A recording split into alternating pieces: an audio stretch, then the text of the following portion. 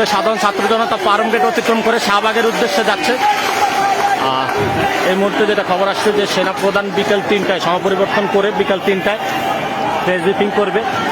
বৈষম্য বিরোধী ছাত্র আন্দোলনের যেই নির্দেশনা হচ্ছে যে 111-এর মতো কোনো সেনাপ্রধান বা সেনা অভ্যুত্থান মেনে নেবে না, আন্দোলন চলবে।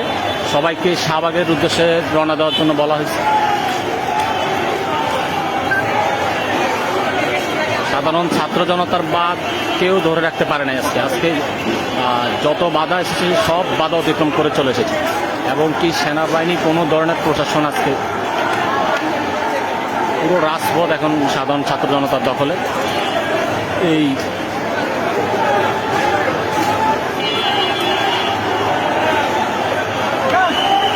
পুরো রাস্তায় সাধারণ ছাত্র, শ্রমিক, কর্মজীবী, পেশাজীবী যত মানুষ আছে, নিম্নবিত্ত, মধ্যবিত্ত, সবাই নেমে এসেছে।